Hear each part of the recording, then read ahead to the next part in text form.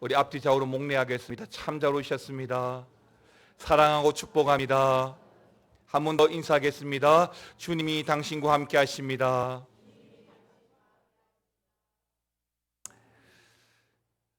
하나님이 나와 함께 하신다는 것이 얼마나 기쁘고 좋은지 모릅니다. 우리 일상 가운데 그 사실을 놓치고 살지 않기를 바랍니다. 학교에서도 마찬가지고 우리 군복무 중일 때도 마찬가지입니다. 특별히 우리 양준모 청년이 또 휴가를 받아가지고 또 모처럼 교회에 왔는데요. 마찬가지죠. 군대에 있을 때도 또 휴가 나와서 가정으로 돌아와 있을 때에도 우리가 직장에 있을 때에도 가정에 있을 때에도 우리 교회에 있을 때에도 변하지 않는 한 가지 사실이 뭔가요? 하나님이 우리와 함께 하신다는 겁니다. 이 사실을 내가 놓치지 않고 살아가면 그것이 바로 복이에요. 그것이 복입니다. 여러분, 지난 한 주간 여러분 어떻게 사셨습니까? 우리 예수님을 철저하게 여러분의 1인자로 모시고 사셨나요? 예수님을 여러분의 1인자로 모시고 살면 여러분들이 2인자가 되고 3인자가 되더라도 문제될 게 하나도 없어요. 1인자 되신 우리 예수님께서 우리의 인생을 반드시 지켜주시기 때문입니다. 오늘부터 한 서너 달은 한 사람 이삭에 대해서만 말씀을 드리려고 합니다. 이삭 시리즈라고 할 수가 있겠죠. 지난 주일에도 조금 언급을 드렸는데 이삭은 그렇게 주목받는 사람은 아니죠. 1인자이긴 하지만 2인자 같은 그런 이삭의 삶을 우리가 조명해 보기를 원합니다. 여러분, 구약의 인물 중에 노아 하면 떠오르는 사건이 뭔가요? 방주 사건이죠. 아브라함 하면 믿음의 조상이고 그 이삭에게는 아버지가 됩니다. 야곱은요, 이삭에게는 아들이죠. 하지만 그 야곱에게도 팥죽 사건도 있었고 천사와의 실험도 있었습니다. 손자 요셉은요, 꿈 이야기도 있고 애굽의 총리가 되어졌던 그런 사건도 있습니다. 물어볼까요? 이삭은요? 이삭은 딱히 떠오르는 그런 중심 사건이 없습니다. 그러니까 특별히 뭔가 각인될 만한 것이 없이 아주 평범하게, 우리처럼 아주 평범하게 살았던 보통 사람의 대표가 바로 이삭이라고 할 수가 있겠습니다. 여러분, 모두가 대통령이 되는 건 아니잖아요. 모두가 다 금메달을 따는 것도 아닐 겁니다. 서울대나 하버드를 모두가 다 졸업하는 것도 아니죠. 그런 의미에서 오늘부터 보게 될 이 이삭의 이야기는 어쩌면 바로 우리들의 이야기고 우리들과 아주 밀접한 이야기일 거라고 봅니다. 이제 오늘 본문의 말씀을 통해서 이삭의 이야기를 살펴보기 전에 먼저 간단하게 이삭의 족보에 대해서 좀 알았으면 합니다. 이삭의 아버지는요, 아브라함이죠. 그의 엄마는요, 사라입니다. 아들은 에서와 야곱이 있죠. 그리고 손자 12명이 있습니다. 그리고 그 손자 12명의 이름을 따서 12지파가 되고 이스라엘이라는 나라가 시작되는 것입니다. 이러한 이삭, 또 이삭의 이야기, 이삭의 여러 사건들을 통해서 우리가 오늘 말씀을 통해서 첫 번째로 알기를 원하는 핵심 키워드가 뭐냐면 돌보심입니다. 첫 번째, 하나님의 돌보심. 여러분, 오늘 본문 2절 말씀 같이 한번 읽어볼까요? 같이 읽어보겠습니다. 사라가 임신하고 하나님이 말씀하신 시기가 되어 노년의 아브라함에게 아들을 낳으니. 오늘 본문, 그 본문의 시작은 이삭의 출생부터 시작하고 있습니다. 누구나 그렇죠. 오늘 본문의 이삭 역시도 엄마 사라를 힘들게 했던 10개월의 가정이 있었습니다. 그러나 이 이삭의 출생은 사실 아주 특별한 부분이 있는데, 여러분도 잘 아시는 대로 무려 99세까지 아브람과 사라는 아들이 없었습니다. 중간에 포기하고 싶었을 거예요. 아니, 포기했죠. 나이도 나이니까. 그런데 어느 날 하나님의 사람이 찾아옵니다. 그리고 그 아브라함에게 찾아와서 임신을 예고합니다. 아브라함 본인도 그의 아내 사라도 하나님 사람, 즉 하나님의 말씀을 들었음에도 불구하고 자신을 둘러싼 상황과 환경이 워낙 믿지 못할 상황이기 때문에 믿지 못하죠. 그리고 어떤 반응을 보였습니까? 웃습니다. 왜요? 농담인 줄 알았거든요. 여러분, 창세기 17장 말씀 한번 보시겠습니다. 17절과 18절인데요.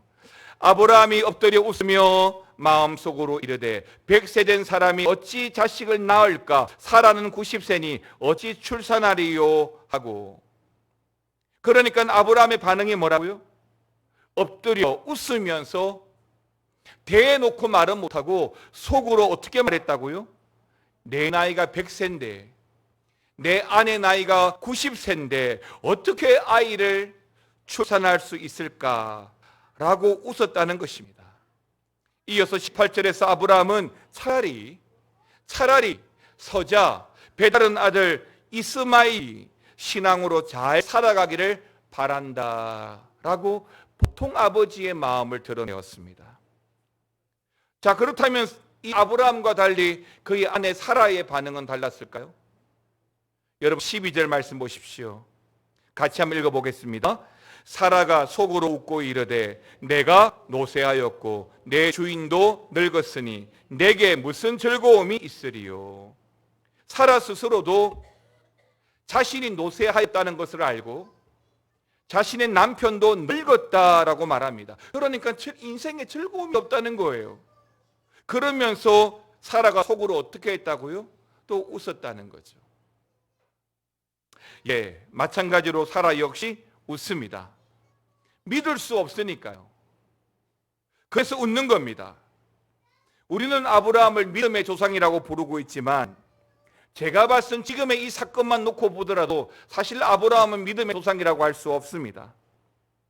굳이 아브라함이 믿음의 조상이 될 수 있었던 그 최고 절정을 이야기하라고 한다면 100세에 낳은 아들 그 이삭을 모리아 산에서 하나님께 바치는 그 믿음의 결단과 실천이라고 할 수가 있을 겁니다. 어쨌든 이런 상황에서 실제로 하나님은 사라에게 아들을 주셨죠. 아브라함은 100세의 아들 이삭을 낳았습니다. 그러한 과정 속에서 우리가 살펴볼 핵심 단어가 뭐냐면 돌보심이라는 거예요. 아니, 하나님이 돌보셨다는 거예요. 다시 오늘 본문 1절 말씀만 보십시오. 여호와께서 말씀하신 대로 사라를 뭐 하셨다고요? 돌보셨고라고 말씀하십니다. 여호와께서 말씀하신 대로 사라에게 행하셨으므로 뭘요? 하나님의 돌보신 말이죠. 이 돌보셨다라고 하는 말의 히브리어는 파카드입니다. 파카드. 돌보다, 계산, 계수하다라고 하는 의미가 있죠. 그러니까 금방 보았던 그 1절에서 돌보셨고 돌보셨다라고 하는 말에 의역을 하자면 하나님께서 사라의 삶을 돌보셨다, 다시 말하면 계산하셨다라고 해석할 수가 있겠습니다.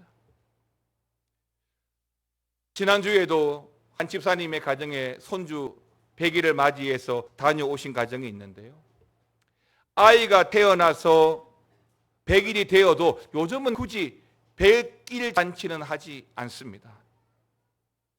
그런데 보통 아이가 태어나서 100일이 되면 어떤 변화와 증상이 일어나나요?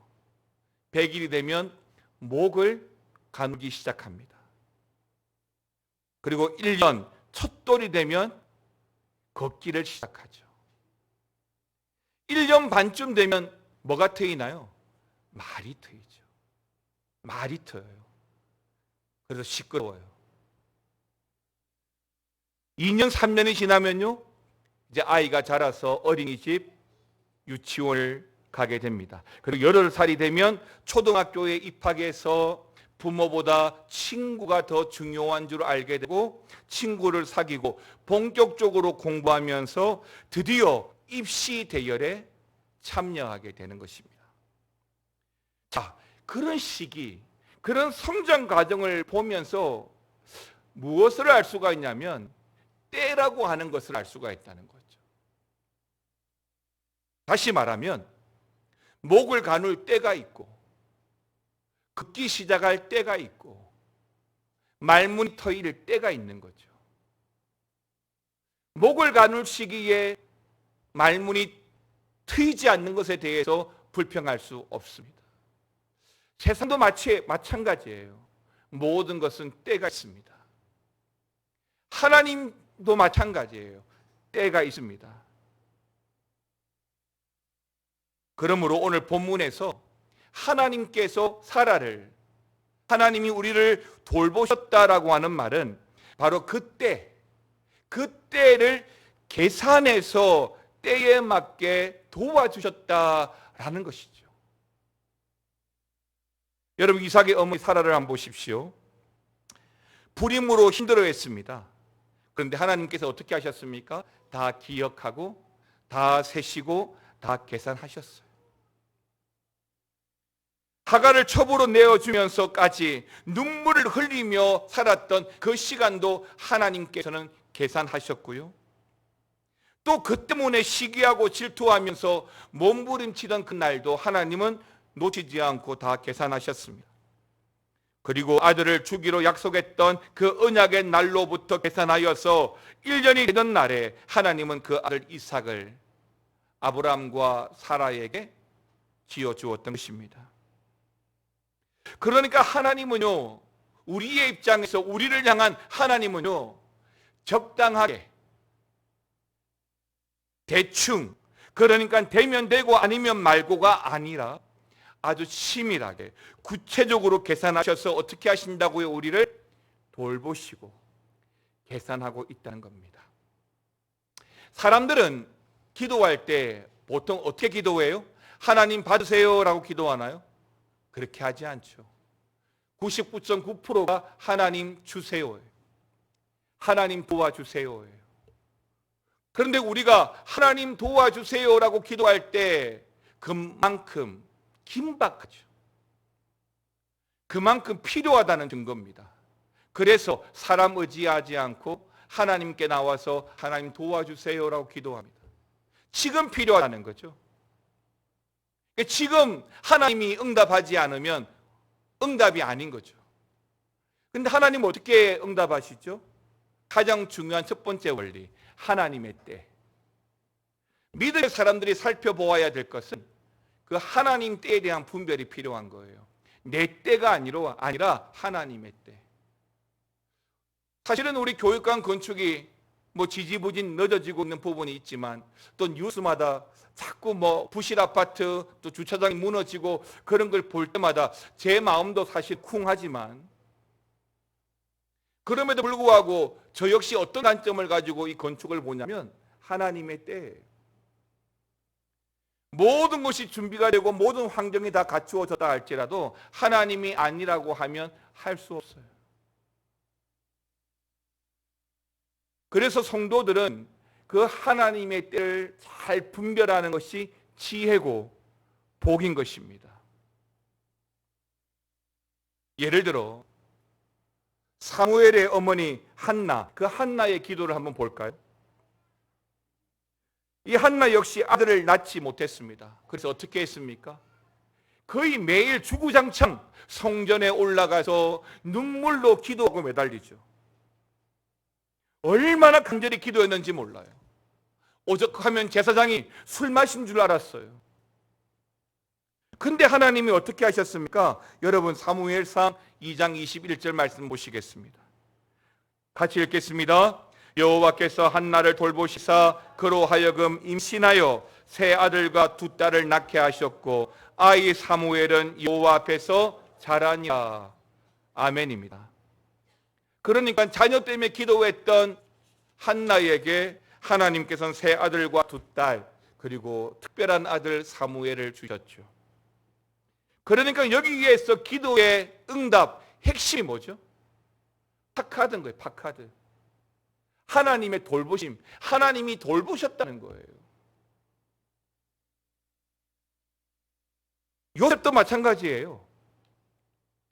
요셉이 자라나던 그 어린 시절 한번 보십시오. 하나님은 요셉에게 꿈을 통해서 약속해 주셨습니다. 그럼에도 불구하고 요셉의 인생을 놓고 보냐면 얼마나 많은 고난과 고통이 있었습니까? 형들에게 죽을 뻔하고 팔려가고 노예 생활, 그리고 감옥, 끝나지 않을 것 같은 긴 터널이 요셉의 인생에 있었습니다. 그런데 하나님 어떻게 하셨습니까? 그런 모든 순간 다 놓치지 않고 다 계수하고 계산하셨다는 거예요. 창세기 끝장 한번 보겠습니다. 50장 24절 25절 말씀 보겠습니다. 다 같이 읽겠습니다. 시작.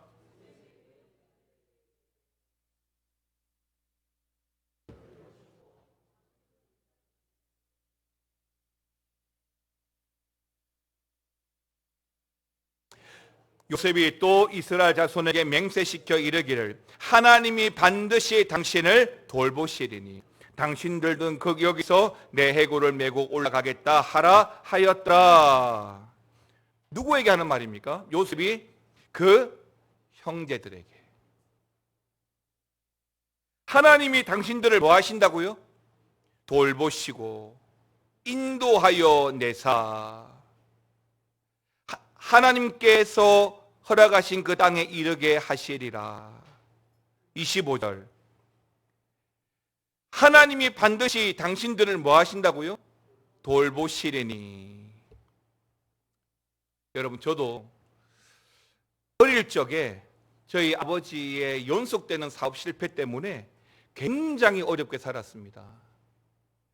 한 3평 남짓한 방에 7명의 가족이 발을 이렇게 서로 크로스해 가면서 한겨울에 이불 하나를 덮었던 기억이 있습니다. 햄버거, 돈가스 등 사실 학교를 다닐 때까지만 하더라도 먹어보지를 못했습니다. 제가 그 좋아하던 짜장면도 명절이 되어야 겨우 먹을 수 있었던 음식이었죠. 특히 제가 중학교 때까지는 참 힘들게 살았는데 그때 가족과의 외식이라든지 여행도 엄두를 내지 못했습니다. 그런데도 그런 저의 인생을 돌아보면 단언코 말씀드릴 수 있는 것은 하나님의 은혜고 하나님의 돌보심이라고 말씀드릴 수 있습니다. 저에게 어릴 적 그 가난은 싫기는 했는데 그렇다고 막 도망가고 싶고 창피하고 그러지는 않았던 것 같습니다. 오히려 제가 경험했던 어린 시절에 그 가난이라고 하는 것을 통해서 저는 하나님께 나올 수 있었어요. 그리고 하나님을 찾게 되고 하나님을 경험하면서 하나님의 파카드, 나를 향한 하나님의 돌보심을 경험할 수 있었습니다. 많은 사람들이 경험하지 않으면 하나님의 파카드를 놓치고 살아가는데요. 우리가 하나님을 알면 하나님이 우리의 인생을 얼마나 돌보시고 있는지를 알게 됩니다. 참 답답한 것은 교회 다니는 사람들조차도 하나님이 나와 함께 하시고 내 인생을 돌보시고 있다는 사실을 모르고 살아간다는 거예요. 교회에서뿐만 아니라 주중에 학교에서나 직장에서 여러분 살아가시면서 하나님이 여러분의 인생을 어떻게 돌보시고 있는지 오늘 요셉이 그 형제들에게 말하고 있는 그 돌보심을 이야기하는 것을 통해서도 우리는 충분히 알 수 있습니다. 성경은 우리에게 많은 말씀을 해주는데 마태복음 6장 33절과 34절 말씀 보게 되면 너희는 먼저 그의 나라와 그의 의를 구하라. 그리하면 이 모든 것을 너희에게 더 하시리라. 이게 무슨 말이죠? 덤으로 더 주시겠다는 거예요. 우리가 먼저 하나님을 기억하고 하나님 붙들고 살아가면 하나님께서 그 돌보심을 더하시겠다는 거죠. 저는 이 말씀대로 이루어질 줄 믿습니다. 여러분들도 이 말씀대로 이루어질 것을 믿으시기 바랍니다. 하나님은 당신의 사랑하는 자녀를 분명히 돌보십니다. 그 아들이 집을 떠나갔다고 해서, 탕자라고 해서 아버지가 아들을 포기하지 않듯이 하나님의 돌보심은 결코 중단되지 않습니다. 여러분, 한번 따라해 보시겠습니까? 하나님은 오늘도 나를 돌보고 계십니다. 이 사실을 여러분들이 놓치지 않고 살아가는 것이 정말 신앙생활 잘하는 거예요. 살아가다 보면 좀 불평할 만한 것들, 원망할 만한 것들 있잖아요. 그런데 그때 하나님이 나를 돌보시고 있다는 그 사실을 내가 붙잡고 살면 그 불평거리, 그런 원망거리, 원치 않는 질병, 물질의 어려움 다 이겨낼 수 있습니다. 두 번째, 오늘 이사를 통해서 우리가 알기를 원하는 것은 웃음인데요. 하나님 때문에 웃는 웃음이에요. 6절 말씀 보겠습니다. 본문 6절입니다. 같이 읽습니다. 사라가 이르되 하나님이 나를 웃게 하시니 듣는 자가 다 나와 함께 웃으리로다. 여러분, 서두에서도 성경 구절을 읽으면서 여러분이 반복된 단어를 보셨을 텐데요. 웃음이란 단어가 창세기 21장에 정말 많이 나옵니다. 특히 아브라함, 사라, 그리고 이삭의 말씀 속에 이 웃음이란 단어가 집중되어져 있는데요. 읽진 않겠지만 창세기 18장 12절에서 15절 말씀 보게 되면 웃음이란 단어가 계속 나옵니다. 12절에 사라가 속으로 웃고 끝절에도 마찬가지예요. 내가 웃지 아니하였나이다. 이르시되 아니라 너가 웃었느니라. 여러분, 1년이 지났습니다. 이삭이 태어난 지 1년이 지났어요.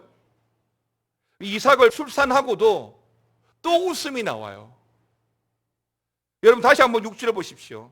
21장 6절 보십시오. 사라가 이르되 하나님이 나를 웃게 하시니 듣는 자가 다 나와 함께 뭐 한다고요? 웃으리로다. 자, 여기에 차이점을 아시겠습니까? 자, 읽지 아니한 창세기 18장에서 나오는 웃음, 금방 읽었던 창세기 21장에 나오는 웃음, 똑같은 웃음이지만 이 웃음의 차이는 굉장합니다. 18장에 나오는 이 웃음은 믿지 못해서 나오는 헛웃음이에요. 그러니까 굳이 표현하면 허허허 말도 안 돼, 그런 거죠. 21장의 웃음은 뭐예요? 너무 기쁜 거예요. 너무 감사해서 나오는 웃음인 거죠. 감사해요, 좋아요. 여러분, 얼굴 찌푸리면서 감사해요, 좋아요 됩니까? 한번 연습해 보십시오. 인상 쓰면서 감사해요, 좋아요, 사랑해요 되는 거 한번 해보십시오. 안 될 겁니다. 수태고지를 들었던 그 아브라함, 사라 어떻게 했죠? 웃었죠. 불신의 웃음이죠. 그런데 그런 웃음이 믿음의 확신과 감사로 바뀐 진정한 웃음으로 바뀌는 이유는 하나님 때문인 거예요. 다시 말하면 지금 내 나이, 내 상황 때문에는 믿을 수도 없고 웃어봤자 헛웃음이지만 내가 하나님을 경험하고 하나님의 기적을 경험하니까, 하나님의 은혜를 경험하니까 웃지 말래도 감사가 나오고 기뻐 춤추고 그렇게 되는 거예요. 사랑하는 성도 여러분, 비록 현실의 벽이 너무 높고 또 쓰디쓴 아픔이 우리에게 주어지는 것도 사실이지만 하나님 안에 있는 자녀들은 하나님 때문에 웃고 웃어야 될 줄 믿습니다. 여러분들이 웃어야 될 많은 이유 때문에 하나님 때문에 웃는다라고 하는 그런 고백들이 많기를 바랍니다. 성령의 열매, 그 성령의 열매 가운데 희락이라는 열매가 있잖아요. 이 기쁨이라는 열매는 그 9가지 열매 중에 두 번째 언급되는 열매입니다. 아시는 대로 열매는 뭐죠? 속에 있는 것이 겉으로 드러나는 하나의 결과물이 바로 열매입니다. 그러니까 성령이 충만하다는 증거가 바로 그 열매인 거예요. 성령 충만한 사람은 어떻게 삽니까? 당연히 기뻐하고 웃으며 사는 거예요. 예수 모르는 사람들은 그런 성령에 충만한 사람이 웃는 그 웃음을 보면서 미친 사람이라고 할 수도 있습니다. 왜? 혼자 웃으니까요. 한때는요, 길거리에서 혼자 이야기하고 지나가는 사람은 이상한 사람이다라고 했습니다. 요즘에는 이 이어셋이 있어가지고 혼자 이야기하고 지나가는 것이 이해가 됩니다. 그런데도 불구하고 혼자 이야기하고 갈 수 있을지 몰라도 혼자 웃는 건 쉽지 않죠. 그런데 여러분 그렇게 한번 살아가 보십시오. 하늘 보고 한번 웃어 보십시오. 여러분이 어제 경험했던 그 하나님 때문에 일어나자마자 한번 웃어 보십시오. 사무엘하 6장 14절 말씀 한번 볼까요? 같이 읽겠습니다.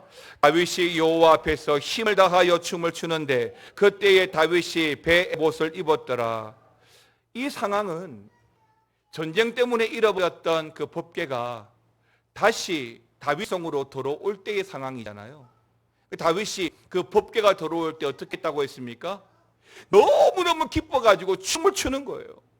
그러니까 에봇이 자신의 바지춤이 흘러내려가는 것도 모른 채 왕의 채통이고 뭐고 하나님의 법궤가 하나님이 들어오신다는 느낌으로 기뻐하고 춤을 췄던 것이죠. 왜 그랬을까요? 하나님이 내 곁에 계시니까. 법궤를 잃어버렸을 때는 하나님 임재의 상징인 법궤를 잃어버렸을 때는 다 무너질 것 같았습니다. 그런데 하나님 임재의 상징인 그 법궤가 다시 들어오니까 하나님은 항상 우리와 함께 하시지만 마치 하나님이 다시 임재하시는 것처럼 기뻤던 거예요. 그래서 왕이지만 춤을 추고 기뻐했던 것입니다. 사랑하는 성도 여러분, 참된 복이 뭔지 아십니까? 하나님을 가까이 함이 복이다라고 성경은 말합니다. 시편 73편 28절 하나님께 가까이 함이 내게 복이라. 내가 주 여호와를 나의 피난처로 삼아 주의 모든 행적을 전파하리라. 그래서 웃는 거예요. 하나님께 가까이 하는 것이 복인데 그것 때문에 웃는 거예요. 사랑하는 성도 여러분, 많이 웃고 살아가시기 바랍니다. 로또 복권 당첨되면 웃겠죠. 내 자녀가 원하는 대학 들어가면 웃겠죠. 승진하면 웃겠죠. 남편이 잘 되면 웃겠죠. 무엇보다도 하나님 때문에 한번 웃어보십시오. 실컷 한번 웃어보십시오.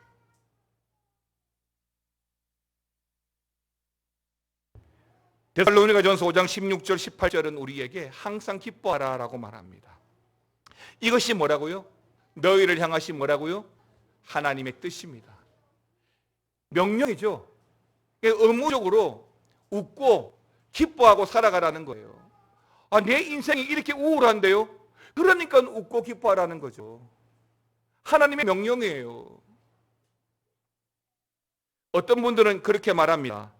나이 먹으니까 웃을 일이 없대요. 이해가 됩니다. 살아오신 만큼 걱정거리, 근심거리 더 많아 보이니까요. 또 뉴스를 보더라도 전부 어떤 뉴스만 나옵니까? 죽이는 뉴스, 때리는 뉴스. 미국의 존 파이퍼 목사님이 운영하는 블로그의 그 편집장 마샬 시갈 목사님이 계시는데 그분이 이렇게 말합니다. 불만에 대한 비밀, 불평에 대한 비밀은 우리가 풍족하든 굶주리든 우리가 백망장자이든 아니든 하나님 외에 다른 것에 기쁨을 두는 것이다 라고 말했습니다.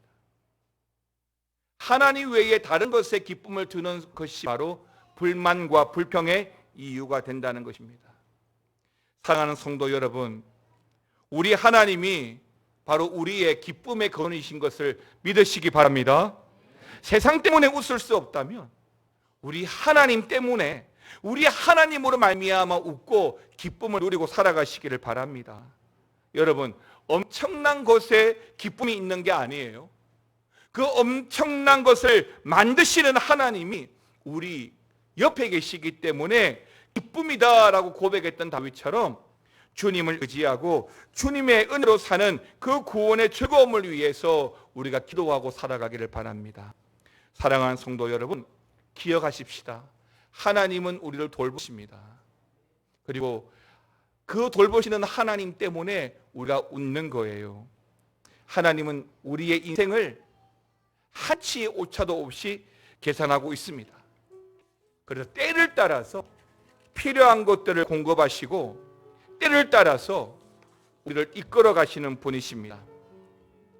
그러므로 우리가 그 하나님을 의지하고 함께함으로 살아간다면 하나님이 우리를 지키시고 돌보시고 그 웃음의 이유를 많이 발견하고 살아가게 될 줄 믿습니다. 그런 한 주와 하루 살아가시기를 주님의 이름으로 축원합니다. 하나님은 너를 만드신 분,